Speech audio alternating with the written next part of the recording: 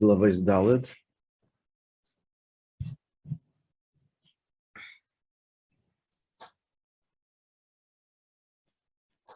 So in the same way that this is true in general,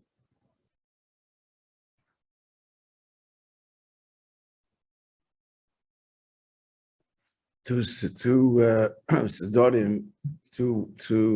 directions in Birurim. There's the Avodah, not the Avodah. First he speaks not Avodah, the way there's the Mile.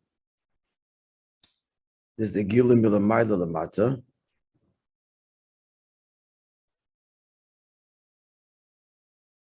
And then there's the Giloi Milamata Lamaila, from below to above, which is Avodas Adam.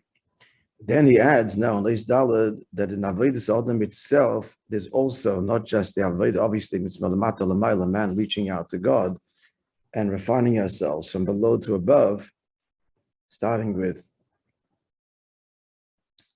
behavior, and then midas, and then moichin, emotion, and then intellect. And we addressed yesterday the tension here that the avodah clearly is from below to above, and the general, I didn't add this, but I mentioned this now, the oilames, as we know, correspond in general to what, in other words, what dominates, not corresponds, what dominates oilam atzilus is chachma. What dominates Olam HaBri is Bina. What dominates Olam HaYitzira is Zoh. Hence, by the way, the lower Gan Eden, the upper Gan Eden, lower Gan Eden is the Midas, and upper Gan Eden is Bina. It's high in the Shamas. We have a deep understanding of Alikus, which that means much more objective than this more subjective, emotional connection. That's Gan Eden, Elin Gan Eden, Atachna. Then the Elam Asiya corresponds to Malchus. But we learned earlier, like everything, the paradox that the high Nitzutzik Dush of Toyo fall lower. And the Bidis is consistent with the whole paradox, the whole kavan of Dira B'tachtoinim, that the lower, in the lower is invested the higher. This repeats itself endlessly in every aspect of Seder Shtalshalos. Bina Zuda higher than Chachma and so on. Koyach HaGvul is from the Etzem Eir, the Bli Gvul is from the Spashtus of the Eir. Not surprised, of course, that's the whole point of everything, quite literally. So he said yesterday, just we need to understand, however, just exactly how one is reflected in the other, namely, that the Koyachas Makifim Mamish of the very highest Nitzutzik Dusha of Toihu, I think he used the word Tainug. The Koyachas Makifim, so that falls into Elam Asiyah.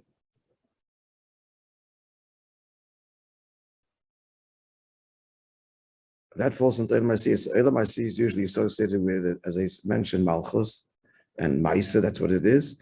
He's saying invested there is the higher ones that fall lower in the klippa, kosher, more coarse klippa, and more difficult avodah.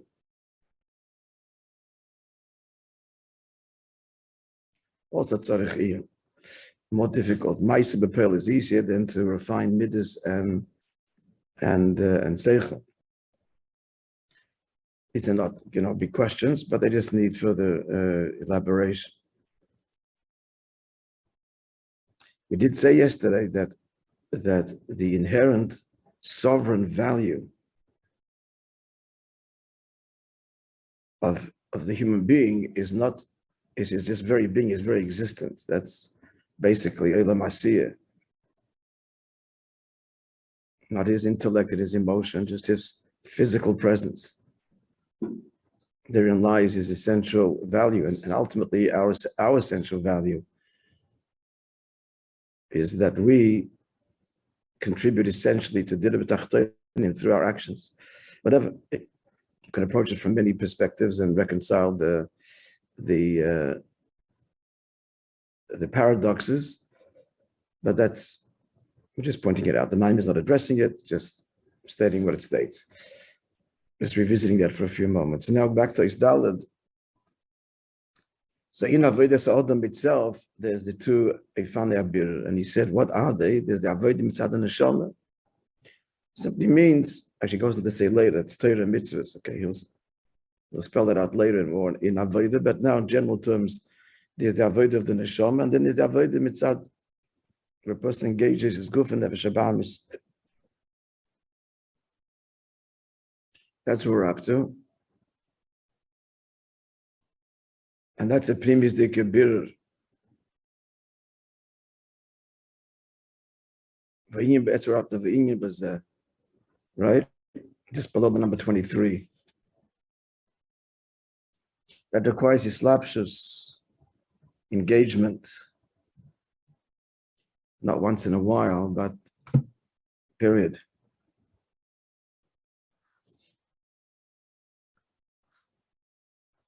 Even though there has to be once in a while moments of utter transcendence,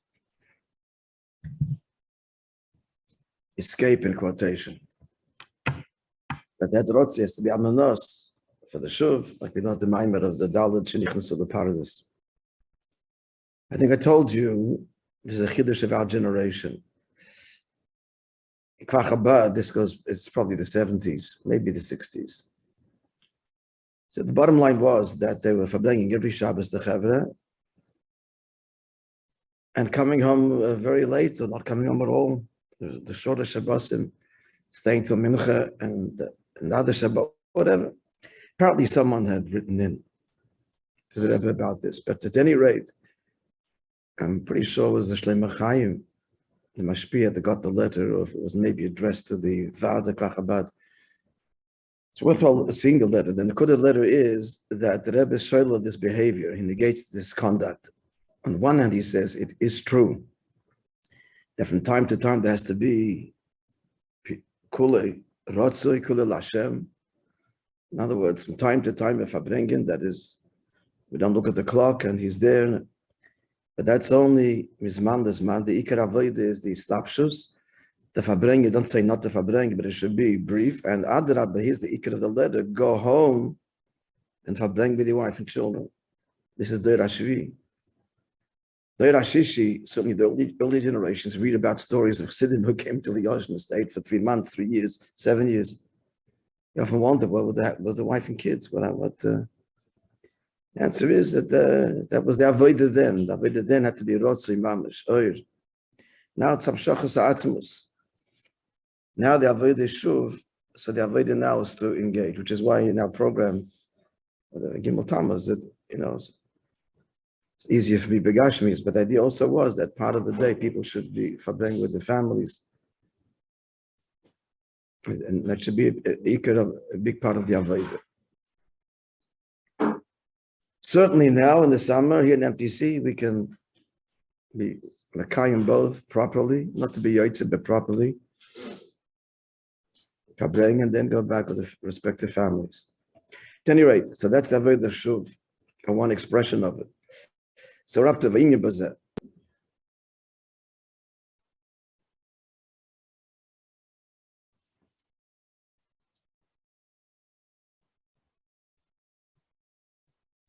It's consistent with the Rebbe's whole, once Kiddush HaMashke was once, the Chasna didn't make Kiddush HaMashke, then the Rebbe showed that was for them, and now it's got to be Islapshus, not drowning the Nefesh Habahamis, but engaging him.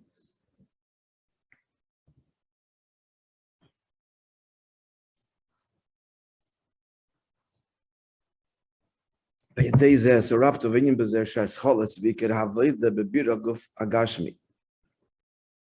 starting point is avoid the melamata l'mayla. That's the bir aguf agashmi. That's how it has to begin engaging the body.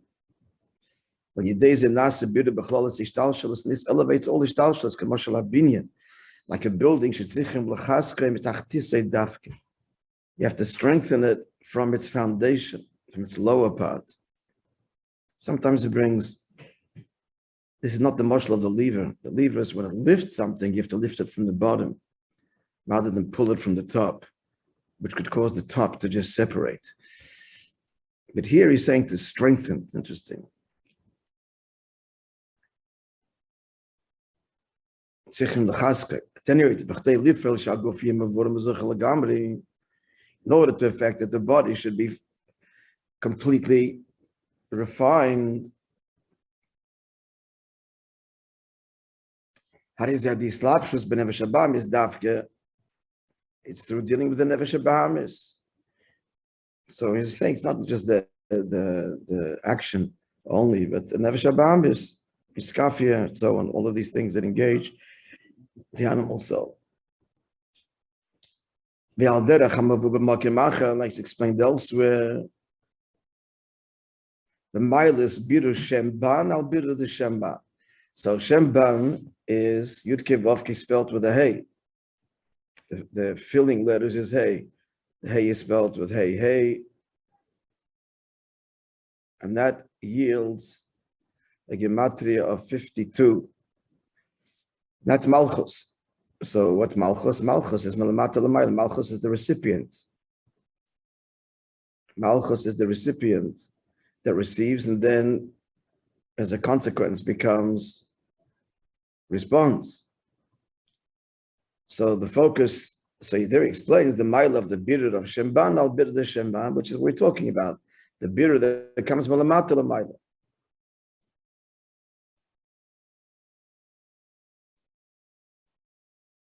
The classic example of two ways to teach. A teacher can be a wonderful communicator and the kids get it.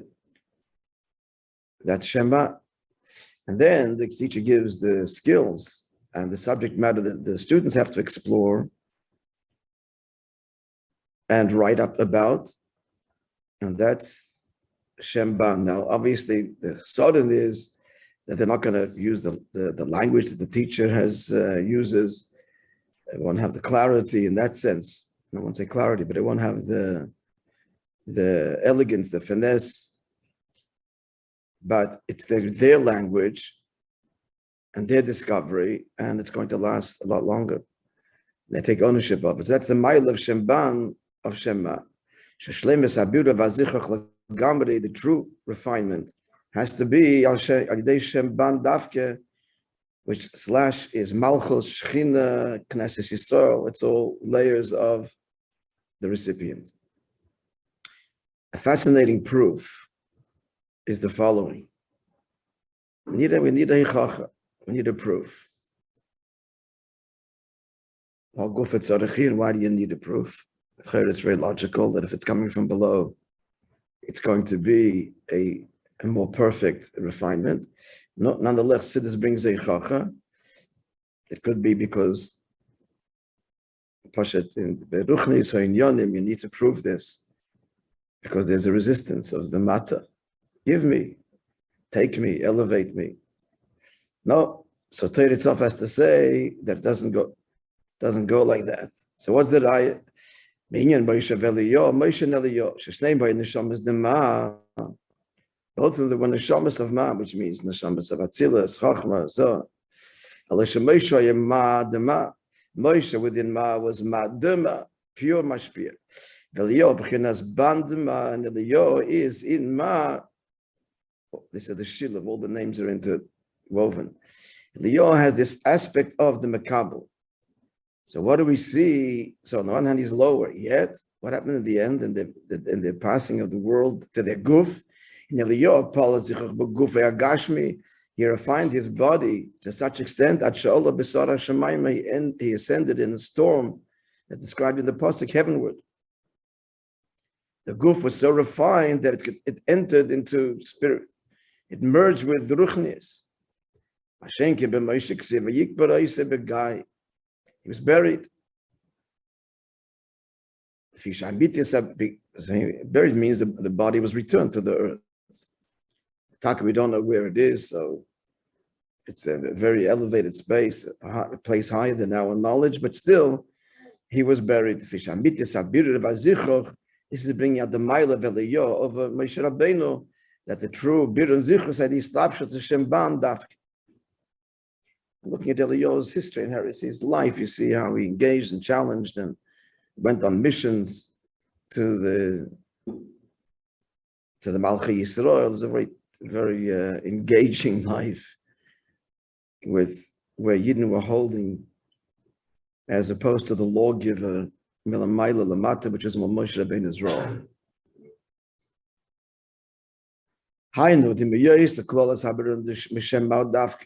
Meaning, even though the colorless haber mishema dafke shomavade, he states here that the general birurim has to come from a higher place.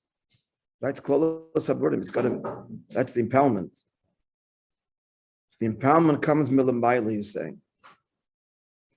But you got to take that birur and should be bepnimius. The slapshus the bandafka. That's the birur milamata lamayla. And that's Yudke Vovke Shamban, which is already the realm to one degree of the recipient of us. Like we said, Avodah, Shabira Bezicher Chaguf, like the Islapshus Nefesh Alikis, Nefesh Abam is Dafke. It's being involved with the Nefesh Abam is, and that's the birur of Shamban.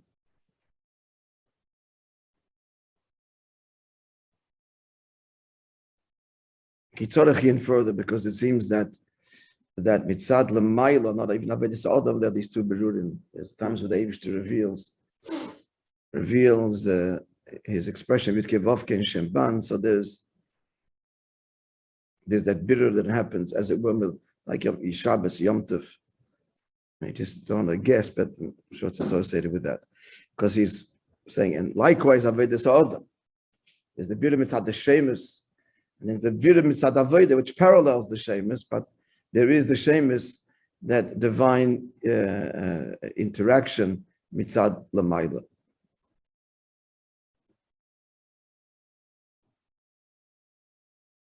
The general idea we get. Now let's continue. Colorless achilin shebein beizeh fan avodah hanal. Talking now purely in avodah.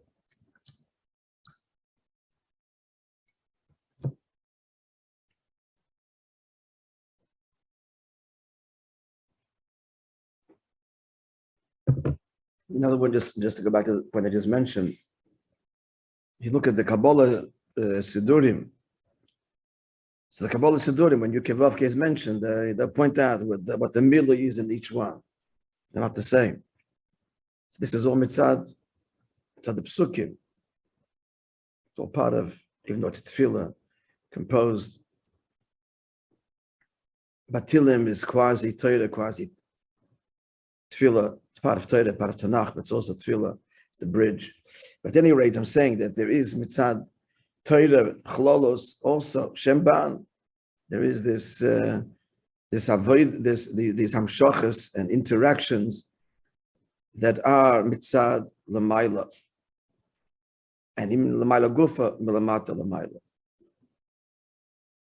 Clearly, part of it is shirus and malachim. The malachim song and prayer, that's all created by heaven, but there's the rotzoi of the malachim. That's all the Shamban category. That's pre-Araveda, just the way it is the Maila. And deliberately, that's the template for us. That's all part of Shamban, Shiris and Malachim, things like that.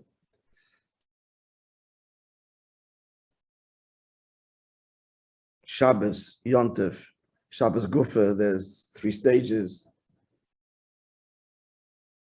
Different Damshachas and Shabbos, Friday night, Shabbos day, Mincha. It's all part of that. And Shabbos is established by heaven, not by us. At any rate, so back to our subject. So he's talking about in Avodah, the way it is.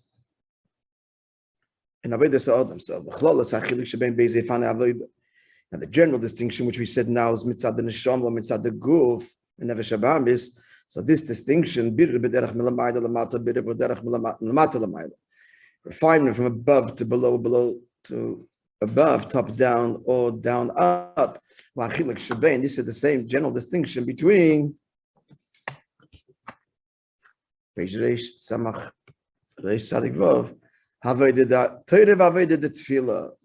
avodah of Torah and avodah of davening. Torah, of course, is Hashem's words, and we're learning His words.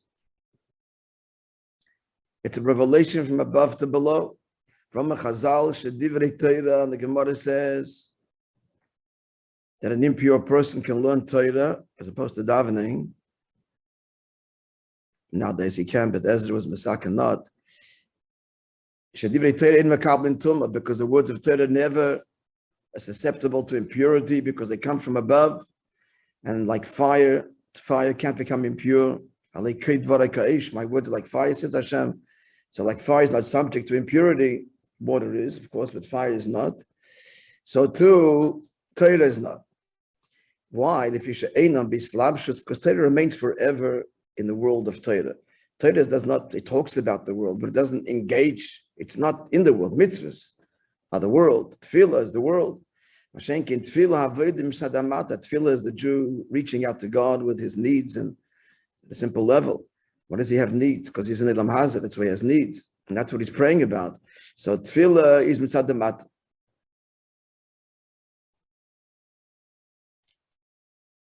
It's a simple observation between the two. That's why, Torah, if you're learning already, much less distraction. You're learning a new subject. You're trying to understand it. It's intellectual. So Tefillah is the same words every day.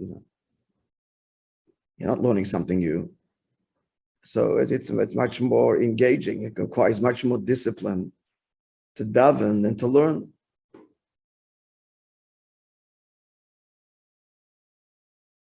Said this yesterday. Whereas in learning also, there can be a lot of, I don't have to tell you, Kabbalah, especially Chitas and Rambam, also learned it last year. Okay, but there, you learn it, you hopefully understand it better, you can add something, and you're supposed to, by the way. We learned the Rambam, the Rebbe asked that at least one halacha, you should learn Be'iyun, one halacha of the Perek. You have beautiful svarim that have insights into every Perek. Applications in practical halacha, interesting things. At any rate, so that's the difference between what Torah and Tefillah.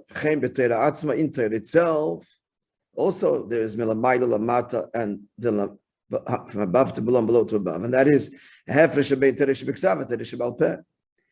between the written law and the oral law. It's God's dictation, and that's higher than Birurim because you can't paskin the din from Teresh B'Ksav. It doesn't engage the world. There's no real instruction. You're reading Teresh B'Ksav, you don't know what to do about anything. Because it's higher than Birurim. Teresh B'Al Peh is already the analysis and the application. And moreover, Shalzen, the pasuk says in Yirmiyah, in Eicha, sorry,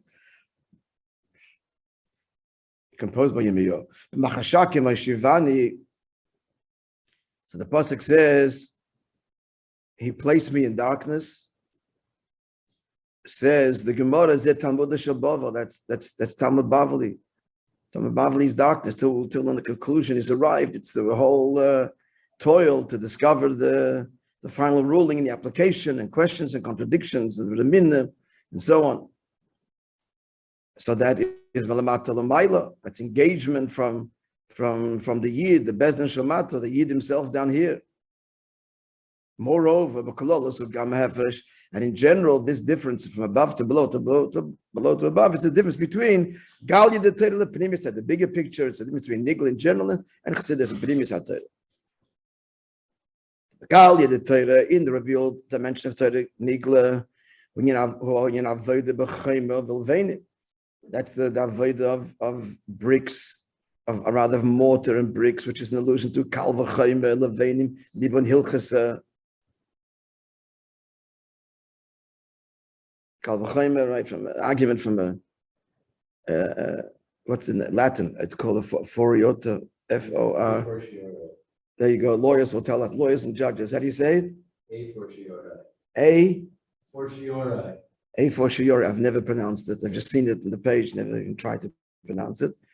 Yeah, Oblavena means to whiten. Lava means white, and the bricks are produced in the furnace by whitening and burning away the dross. So that's Libun Hilchasa, to arrive at the final halacha is to whiten the subject and come to the pure conclusion. So that is what all Torah Shebal Peh, that's the avodah, the engagement of the Yid. Mashenkin Pnimis HaTorah, when you learn Chassidus, Kabbalah, less Tamon, this is quoting the Zohar, that Pnimis HaTorah, less Tamon, Loi Kasha, there's no question, the Machlekes, and no argument, and no stirs. It's pure revelation of godly truth. So that's, relatively speaking, and he's saying that you need both avodas, and it's got to start with the avodah. Concluding the point now, this all began with, right? It's all to understand the mitzvah of challah and the nuances in the pasuk. So he introduced that by saying that there's two breads. There's lechem min hashamayim, lechem min haaretz, toyo, tikkun, and so on. The lechem min hashamayim, yinagil milamayda lamata. Lechem min hashamayim is the gilui from above to below. We said that's the shorish of tikkun. So it comes from heaven. It's bread that comes from heaven. Shezeh hoya in hambon. This is the manna sheyodat b'nei Yisrael min hashamayim b'yisam b'midbar. It descended. So that's it's bread. It's internalized. It's assimilated. It's eaten. So that's Pnimis HaTorah. We learn, we understand, but it's heavenly. And they argued it didn't satiate, because at the end of the day we learn Chassidus, we're learning about Elikus. You don't see it, you can't touch it. It was not satisfying to the senses in the real sense.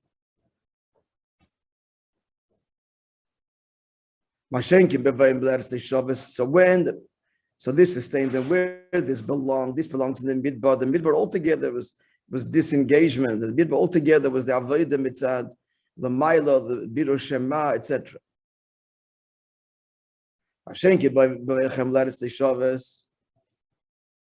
He didn't complain about the man, by the way, at the beginning, only at the end, because now this next generation, okay, they're ready for the shlichus.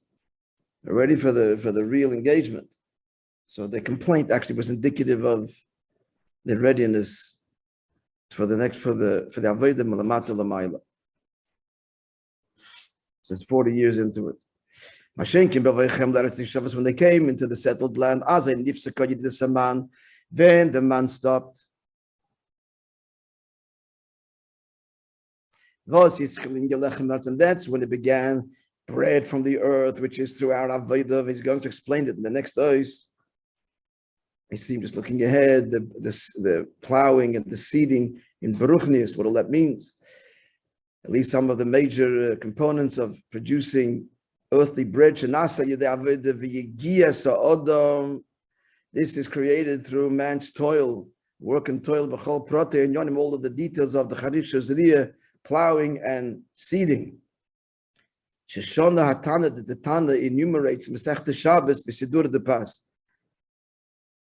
Masechta Shabbos, which outlines all the 39 malachas. So it starts off with carrying, but then the Gemara addresses why, of all things, why start with carrying. One answer is because it's the most less toil of all avodah, so it tends to be not treated, or could be, with the same seriousness, so therefore it's dealt with first. And now the answer is Chassidus, that the whole of Shabbos is being in a Shusayachid and not going to Shusarabim. At any rate, but right after the laws of Yitzias Shabbos, he begins with Sidura de Pas, the order of making bread. There's many ways he could have. It's really a question, because the Lamates Malachas are all, the avodah is done in the Mishkan. So why not follow the way the Mishkan was built? Although I don't know if we even have exactly what they did first. But no, he takes Sidura de Pas, how you make bread. So it starts with the plowing, it's all those avodas, etc. Why? Because the bread is lechem in the aret. This is the whole avodas habirurim. The Jew engages the world. This is where they are right now, and that's the whole point of avodah. And on Shabbos, it's complete. We're not doing all of this. This is the birurim you're doing during the week, and on Shabbos these are awesome. Which also means to say that the inspiration on Shabbos should be to engage these very malachas. That's the point. So, putting bread on the table. That's what occupies our life. That's our engagement with the world. So let's begin a little bit. The prati is this avodah. So to wrap up, it's here's a question. We say the avodah is Mile Lamata, and the avodah of Nigla Torah is Momata Lamaila. Yeah. So basically, a chassid has the harveh in Nigla. Yeah. That's the heart of it. That's what I'm saying. He has the harveh in chassidus to understand that he has the harveh in Nigla.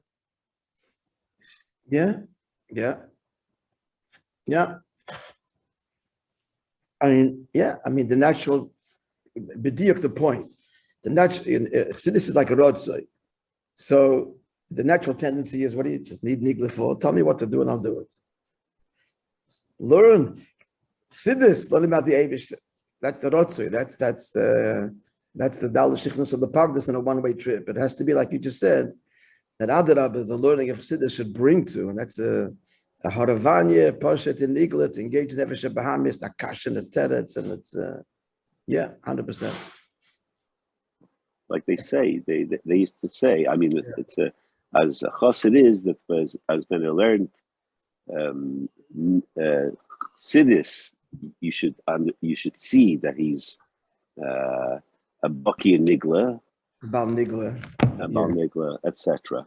Yeah. And when he learns Gemara, also you can see that he has a Yiddish. Exactly. Yeah, that's the fusion of the two. Yeah.